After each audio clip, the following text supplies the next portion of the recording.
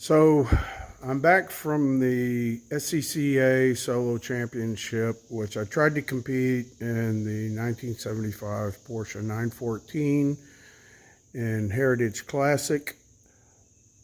First, I registered in street, but only had one competitor. That one dropped out, so I moved to Heritage Classic Race. I encountered some problems with the engine at the test and tune, which I thought were fuel related, and worked on the car, adjusted carburetors, put in a new fuel filter. However, on my way to grid, the first day of competition, wasn't good. Car was running really bad. And after I pulled the HT leads on cylinders 3 and 4 and it didn't change the idle, I realized it was only running on 2 cylinders. So looks like I'll be dropping the engine and trying to figure out what happened. I suspect it's obviously bank 2, passenger side, cylinders 3 and 4 have got issues. And that was a side I did not change the collets and the springs on and the hats. So if those have failed, that's a relatively easy fix as long as it hadn't sucked a valve in or something like that. Basically, competition for the season, there's a few regionals left. I've got another car I can run at those regionals, so I'm not in a huge hurry, and frankly want to mitigate any expense because I've spent a lot of money on suspension on this car, and I just got to cut back. So I will document my findings regarding the engine, and hopefully others can learn by my mistakes. All right, engine is out. I checked the valve lash and everything looks good, and even on this bank 2, I didn't see where any of the collets had failed like I had on the other side. But one thing I have noticed is here on the points, that is not hitting right in the middle of the contact there, and this is just a cheap set of points, which I got 2 sets just because I was trying to get them in to get the engine started. I'm going to put the other set in.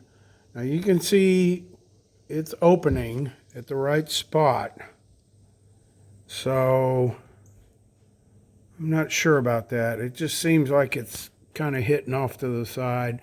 So I'm going to change those out and re-gap,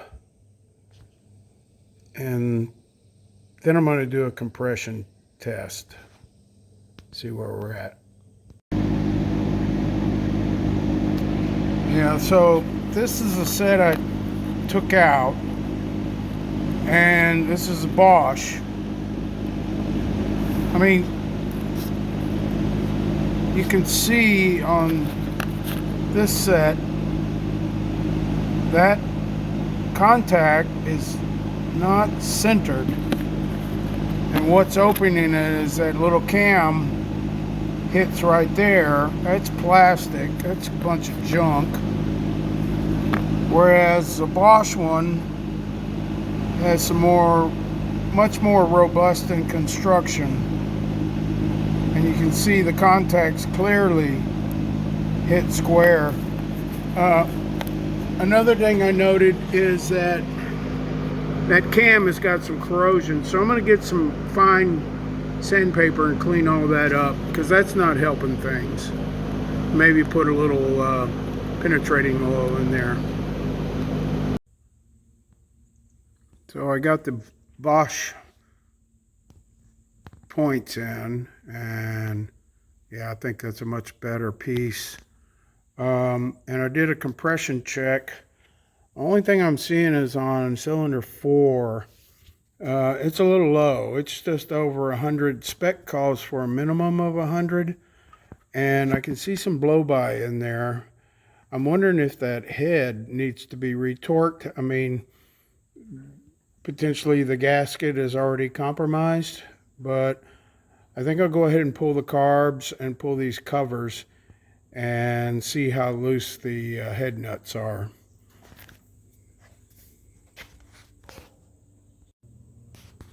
So before I take this Bank 2 intake off, I wanted to show you guys these nuts on the bottom here. So when you get that red line kit, trying to get a 13 millimeter down in there with the engine in the car is really, really, really hard.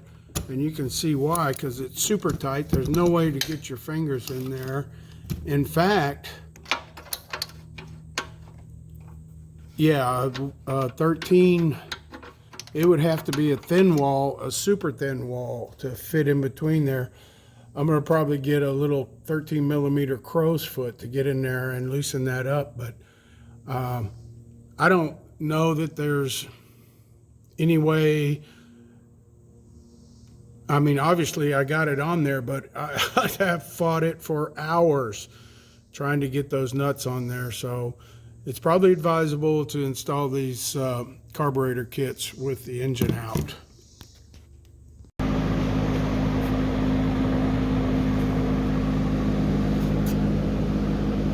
Good news is this cover's been off before. All these came out and they weren't the cheese head. They were regular hex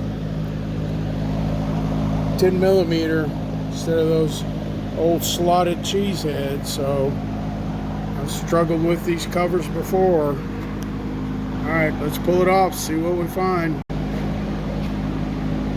Well, not as bad as I thought it would be. I mean, it's a little dirty. And you can see here, that's probably where that gasket might be compromised, or it could just be loose. The next thing is to soak those nuts on the head and see if I can crank them down before. They don't look tight, they look loose to me. Of course, vacuum all that up. I know it's got a leak on the push rods on number 4, so probably should go ahead and address that. I think probably the path forward, if these aren't loose, that means that head gasket is just blown, and I'll need to pull the head and put a new gasket on there at the very least. That'd give me a chance to look at the cylinder walls and rings also, so I might do that anyway. But first thing is kind of vacuum all this crap up, and I'll soak those nuts, see if they'll turn down anymore. Okay, so you got to take the rockers out to get to the nuts on the head, and these 4 on the inside of the head here were loose, just a little, not even quite a half turn, maybe like a quarter turn. It's 23 foot-pounds.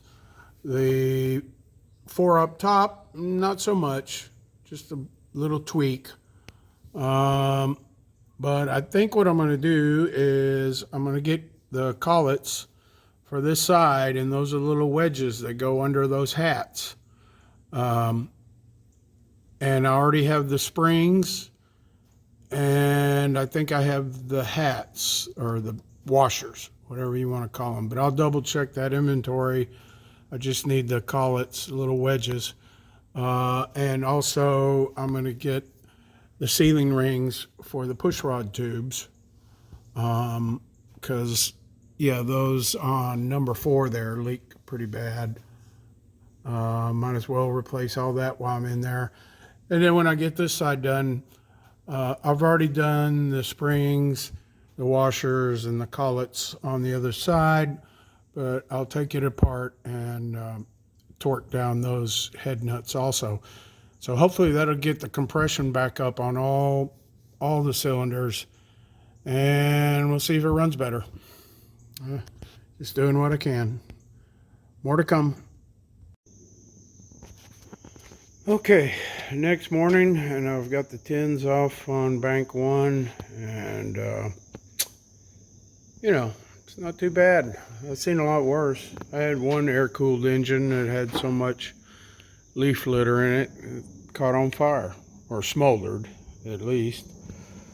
So same deal here. Vacuum all that garbage up, and take the rockers out and see if I can get a little more torque on the head nuts.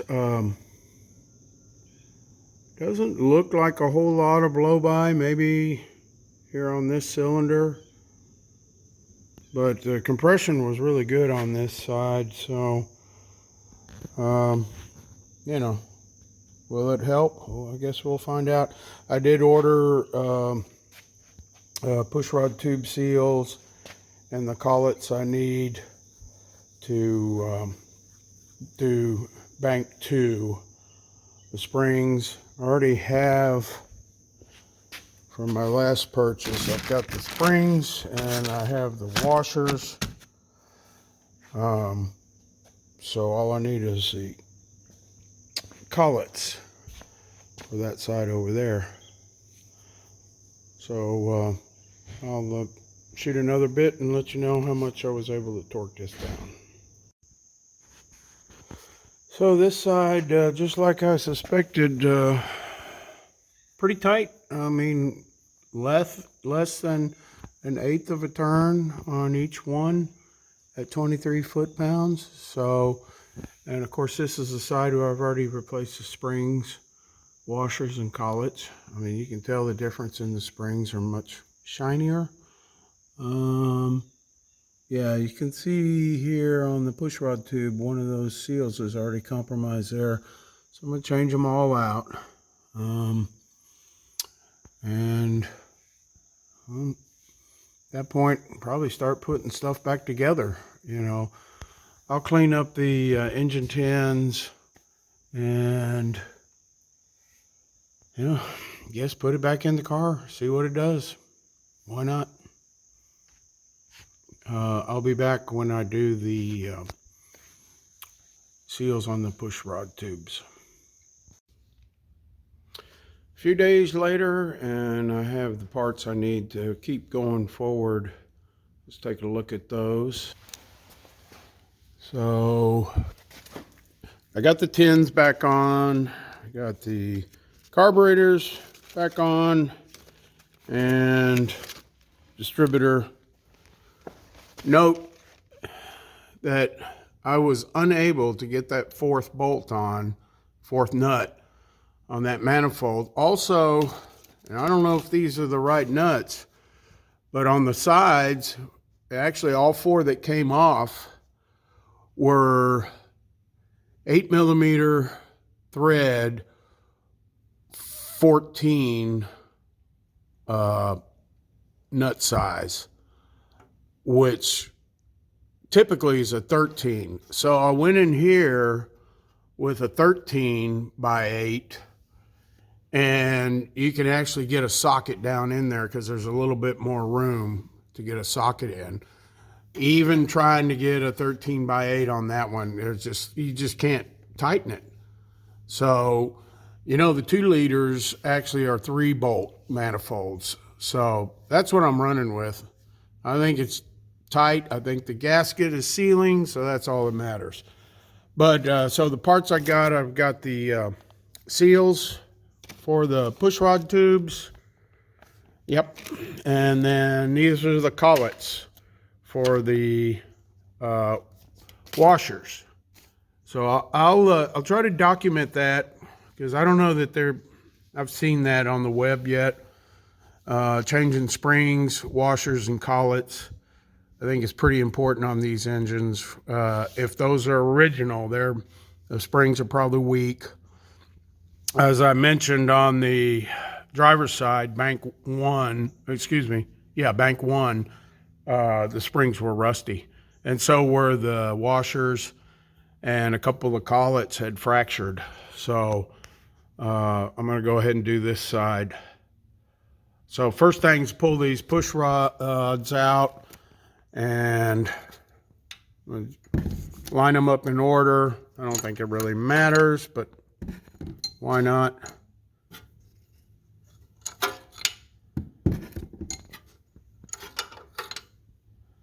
And then the next thing will be to get I'm going to try using channel locks to pull those tubes. See how that works.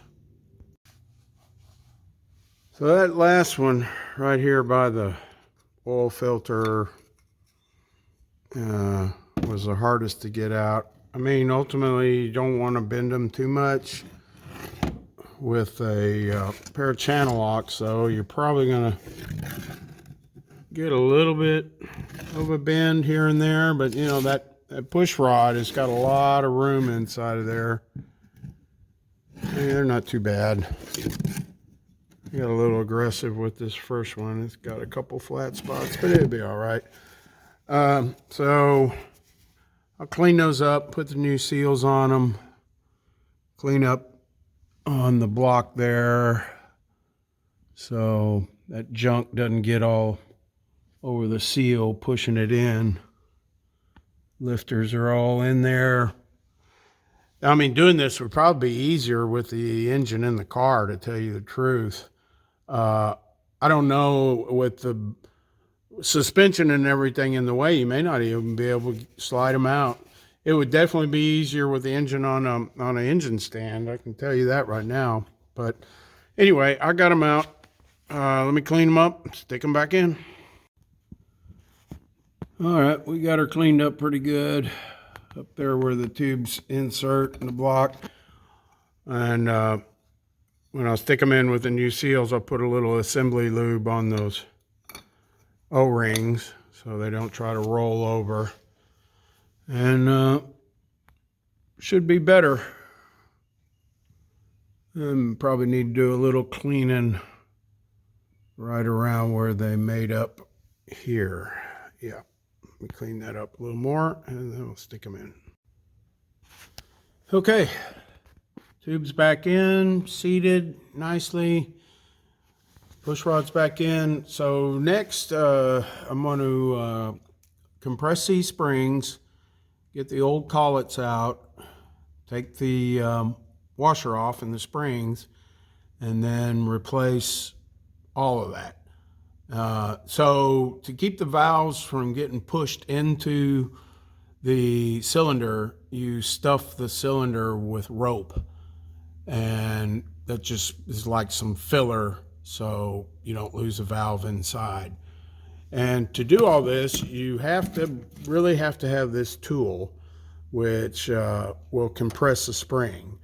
So it basically sits on those rocker studs, and you can actually slide it back and forth depending on which spring you're working with. This little wedge, comes into play in that it will hold the spring compressed. So I'll try to shoot this because it's hard to explain.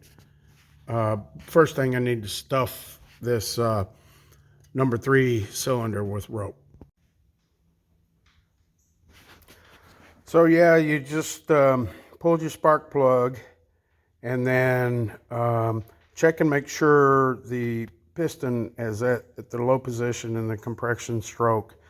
Stuff your poly rope in there, and I was able to get at least 3 or 4 feet in there. And then before you start compressing on the spring, you turn the piston back and raise it to put pressure on the rope to compress it up against the valves. So on your spring compression tool, it's got multiple holes, and you'll be able to figure out, you want to try to grab 3 studs, I think is the best plan.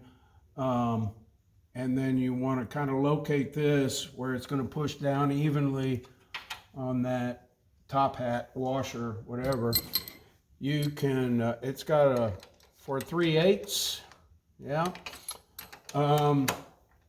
But these jokers are pretty tight, and as I'm compressing, eventually those collets will let go from that valve.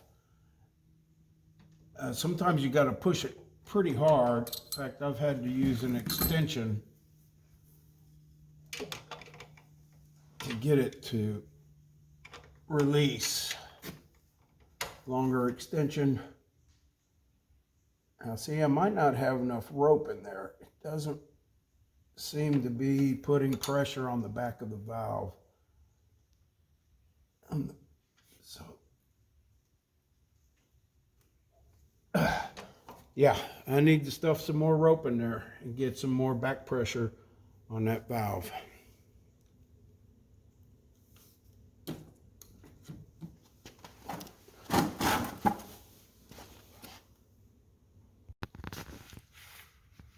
So for some reason, I could not get the valve on this cylinder 3, I believe, could not get the valves to come loose after stuffing the cylinder with rope. And I mean, I put a lot of rope in there, probably 10 or 15 foot of rope. It just keeps pushing the valve in, and the valve is compressing the rope. So I think that's what that's telling me, is that those washers and those collets are doing their job quite nicely. But what I would like to do is to show you, if they weren't doing their job as well and all that was a little bit loose, you should be able to compress that washer and the valve basically move out and the collets slide down the valve stem. I'm going to take those little parts over the bench. The only thing I don't have is a valve, but I can show you with some kind of rod or something how that works. But at this point, I've tried it 3 or 4 times doing the rope trick. I also tried to put compressed air in there because I've read that you can do it with compressed air. You fill the cylinder up, because without the rockers in place, the valves are closed, right? So if you have a fitting that is the same thread diameter and pitch as the spark plug, you introduce compressed air into the cylinder. As long as you got good rings, you can fill it up to like 100 psi, and then when you compress the washer, the valve should stay in place. At least that's what I've read. Unfortunately, the fitting I had was for a cylinder compression tester, which had its own little valve where you could push air towards the gauge, but you can't push air the other way. So anyway, that didn't work. And I'm not going to take the time to go out and find a fitting that has the same thread pitch as a spark plug. It's just too much trouble. So I'm just going to basically say these are good to go until one of them breaks. So let me show you a little bit more about how all that works, in case you do have collets falling out and a bad washer and your valve is not functioning properly. You can fix it. So when you're compressing the spring, this is where that little wedge that comes with the tool comes into play. So you can be holding the spring and the washer down. And again, if the valve had something behind it that wouldn't, whether it be compressed air or rope or whatever, it would be sticking out, and those little collets would have fallen out by now. So that's how that works. So here's the spring with the washer that would be going into cylinder head like that, right? And then just imagine the screwdriver were the valve. So this side is in the cylinder. The collets, see if I can do this with one hand, actually sit on the valve stem like that. So there'd be another one beneath it. And the top of the valve has little grooves that the collets will mesh into. So basically what you end up with, can't see if I can do this. Anyway, you get the picture. The collets are just basically little wedges that nestle into the washer. Let me mock that up real quick.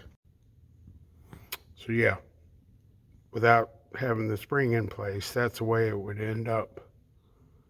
So the tricky part is working with those little collets with the spring compressed and everything sideways.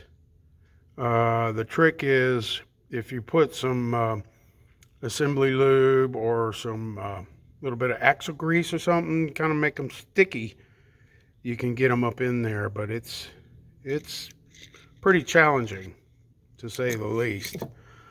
And I've heard it's even worse in an overhead valve and a inline 4 or 6, where the valve stems are pointing straight up. It's even more difficult. The horizontal flat 4 actually makes it a little bit easier. So that's how all that works. I hope that's helpful. And I have no explanation why I can't get that rope trick to work, except I'm just running with the fact that those are nestled in there super tight, and it'll be good for a while. So I got the engine back in and started up okay. Struggled a little first startup. I messed around with the carbs, tried to get the fuel air mix as good as possible. Idle is high. And then after everything was buttoned up, I took it for a run down the road here for about a mile and back. And it's still not right. So, which is odd because it ran so good up to a certain point when I took it up to Lincoln. So there's two things I'm going to address. One is the fuel pump. I know it's on its way out. I can see that it's just not pumping very much fuel at all. It's just dribbling. You can see it in this little clear fuel filter right there in the engine compartment, and it's just dribbling in there. So that's not right. Also, I think I'm going to change out the distributor. It's got a centrifugal advanced distributor, which is common for cars that have been converted to carbs. However, I don't know that it's the right one, and I haven't changed the rotor or the cap. So if I'm not getting spark or intermittent spark, that would cause it to run rough as well. So those two things, maybe next week I'll order them as a package deal from Auto Atlanta. They got pretty good deals on that kind of stuff. And I know they'll ship the right distributor for that engine, and the fuel pump will have the right pressure. So that's where we're at right now. So I'm going to close out this video, and then when I get these new parts, I'll show you the installation process and hopefully have good results. Thanks for watching again. See ya.